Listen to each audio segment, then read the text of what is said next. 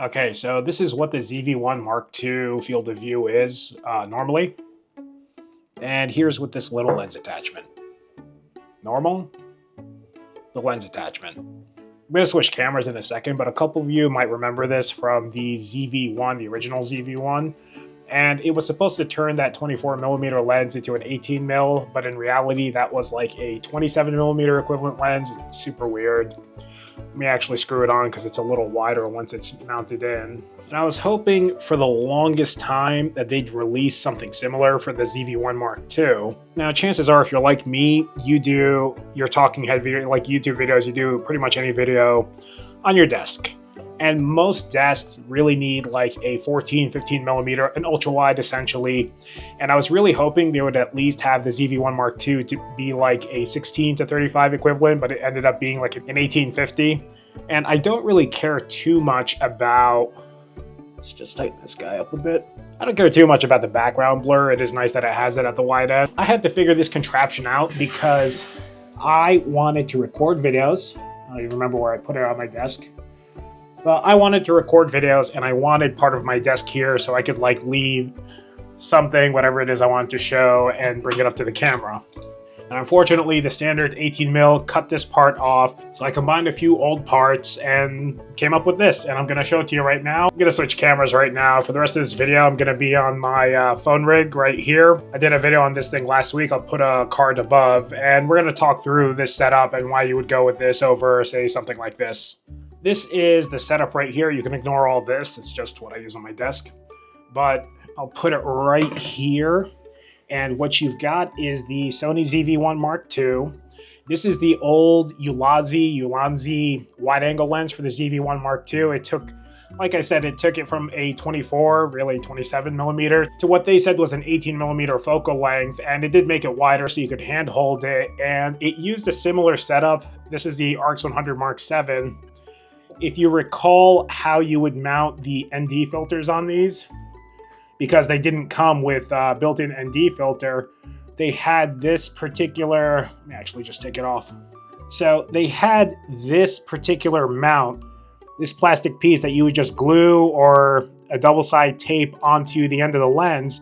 And as one can imagine, to have something with some weight on the long end of a lens isn't exactly great. But if you wanted a wide-angle lens on your ZV1, that was really the only option you had, was to mount this.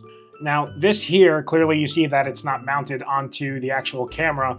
This is the Cane TV bracket, and what this is used for is actually mounting the ZV1, or any point and shoot really, onto a teleprompter. Or rather, instead of using that same setup where you would have like a step-up ring type contraption and then you slide the teleprompter on and then put your phone on, which is really heavy, they did the brilliant thing of coming up with this setup so you would just mount the teleprompter right here, and then you'd press a button, and the lens would extend inside like so, and it would not have like almost a pound hanging off the long end of this plastic lens. And now here is your teleprompter setup. Even more compact than the beginning one, but what's the problem?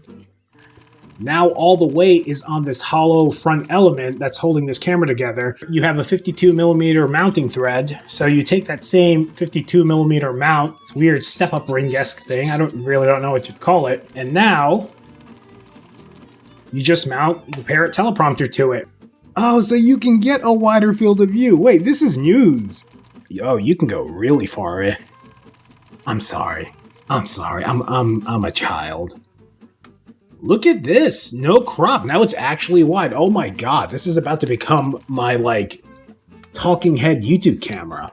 I'll put a link to that video above in case you want to take a look at that, but I figured I'll give it a shot, and as you can see, close this. As you can see, this is not ultra portable. You can kind of like just take it off and do this. It's smaller than having like a regular mirrorless camera for sure. Like something like this, doing this, not too big of a problem. And you can't use the mount, that little plastic mount here, and achieve the same result because this actually, let's see if you can see it. So this actually goes into that wide angle lens because again, it's not made for it. So it goes straight in there, and you do have to figure out the distance, by the way. Otherwise, this will press up against it, and you could damage the motors inside. So heads up. Very, very, very Frankenstein setup. Let's get this out of the way.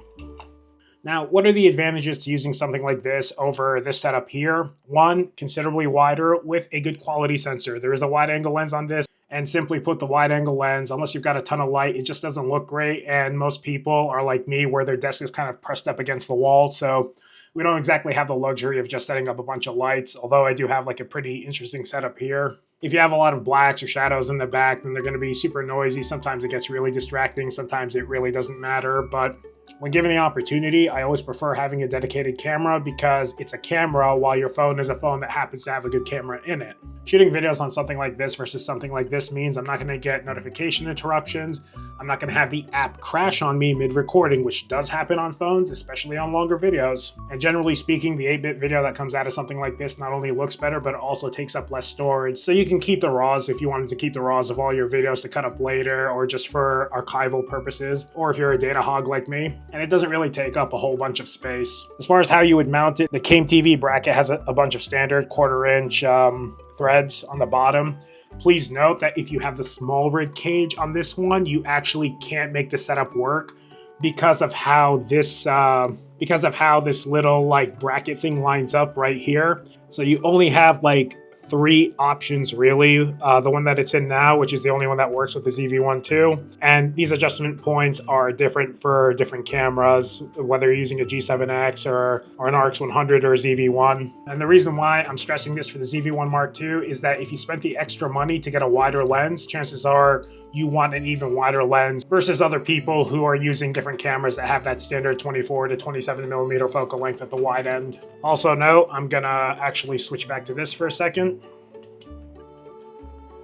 So I do want to note that there is some curvature up here, and that's just due to the fact that you have this wide angle lens on, but you can actually apply a lens correction. I forgot to mention this. So this turns it into a 13.5 millimeter lens approximately, because that lens is a 0.75 focal reducer on the original Z-V1. This goes in a little deeper, so it might be even 13 millimeters, but it is a really wide field of view. It's actually wider than my Fujifilm 1024, which gives you a 15 millimeter full frame equivalent. It actually frames me the same way my XH2S frames me with that lens with open gate. So you're getting a really wide field of view, and it's on your desk, and it's about, this is me holding it right now, about an arm's length, and I've got a lot of headway here. I can bring it up all the way here. It still focuses pretty well. And that's some lightning. And that's all I've got for everyone today. Just a little nerdy setup for anyone else using a Z-V1 Mark II that wants a wider field of view. Catch you at the next video.